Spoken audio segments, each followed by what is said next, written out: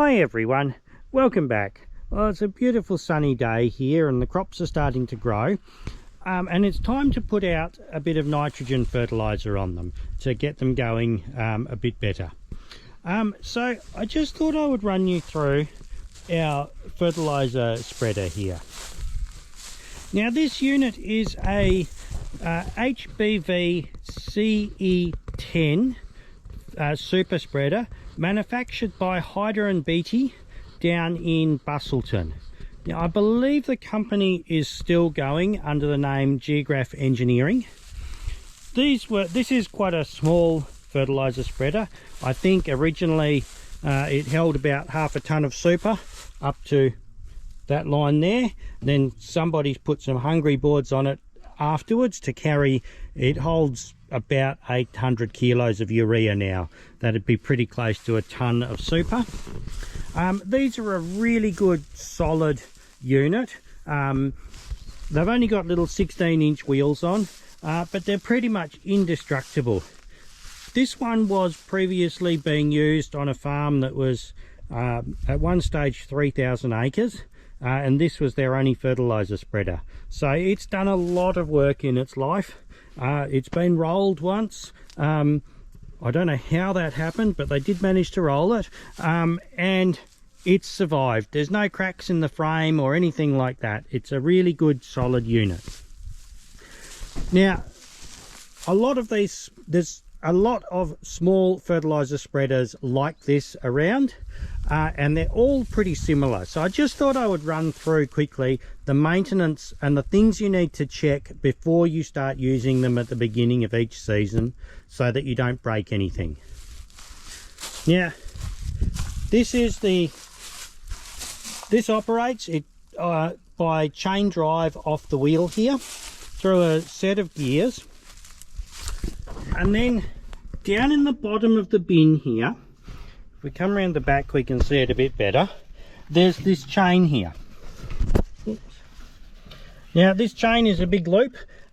It comes out the bottom of the bin here and draws fertiliser out with it, loops up through the top, returns through this piece here, and comes back down the front here. So it's a reasonably long chain.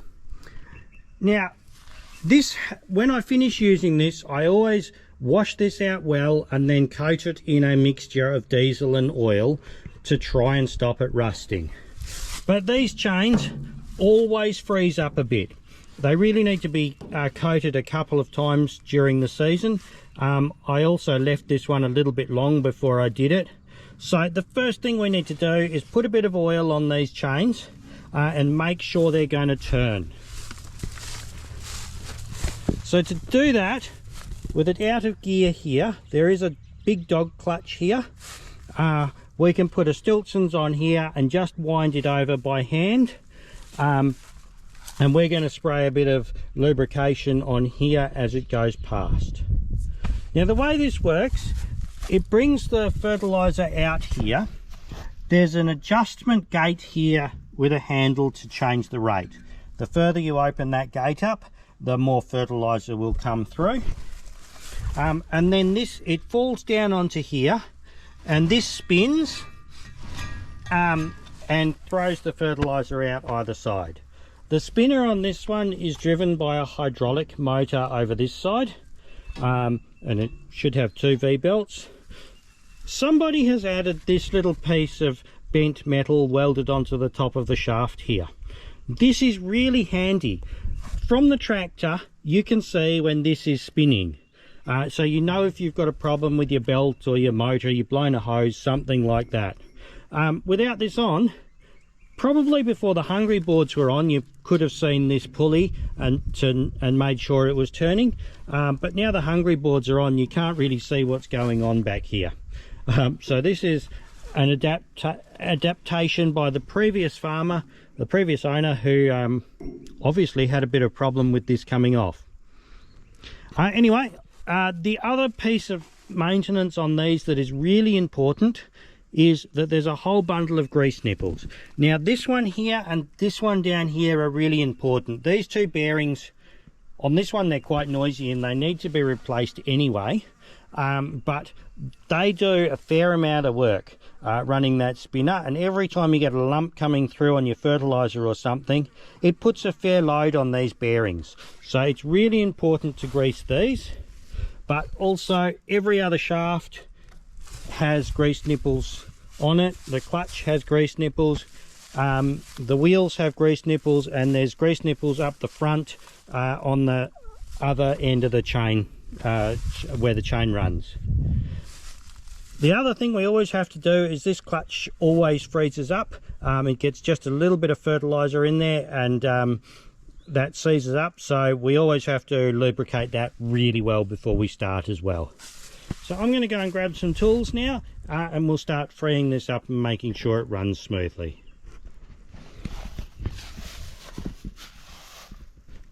Okay, so I've got an oil can with a bit of half full of diesel, half full of oil, and I'm just going to go around and squirt down all the chains on here. Usually I use a bit of a sprayer bottle, but I can't find that one right now. So we're just going to give all the chains a really good coating of oil before we try and turn anything.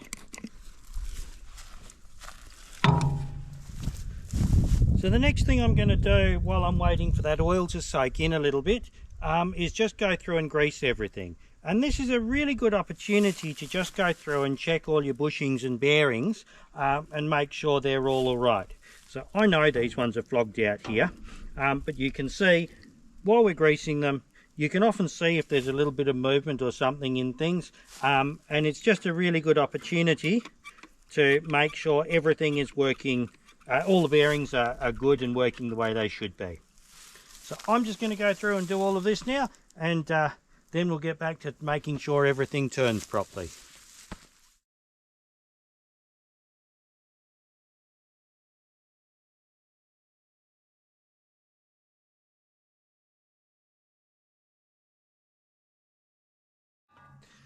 Okay, now we're going to get the Stiltsons onto here and just turn this chain over slowly.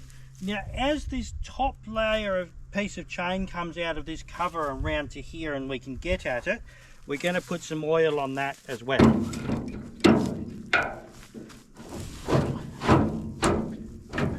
It is pretty stiff, and I should have put some oil on it a couple of weeks ago too, to help soak it in and free it up before we started doing this.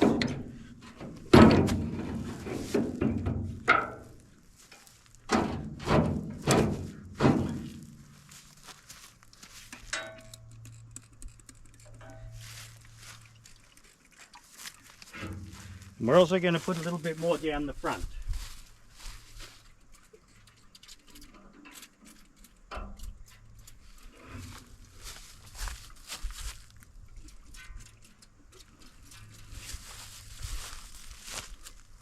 Now we're just going to keep working this round until it all frees up nicely.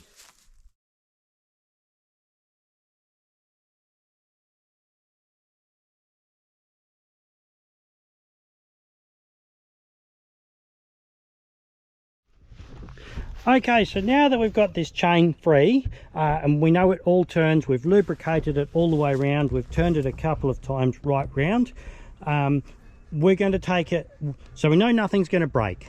Now we can take it for a bit of a run around the paddock, and this will just help to free everything up before we put fertiliser into it.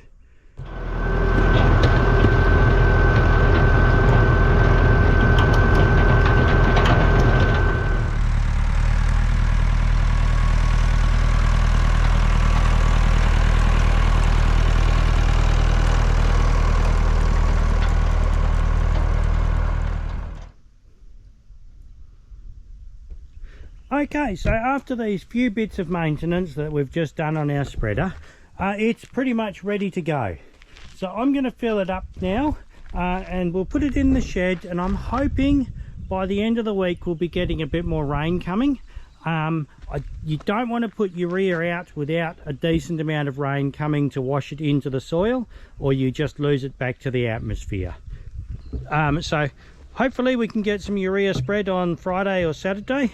We'll just see how we go. Well, it's a few days later and we've got a bit of weather coming up. You can see the clouds. It's raining over there on the horizon. I hope we're going to get a good bit of rain out of this, but I really don't think we are. But anyway, that means that we are out now spreading urea as fast as we can. Well, thanks very much for watching, everybody. I hope you enjoyed this little video and that you found it useful, and I hope to see you again next time. Thanks. Bye.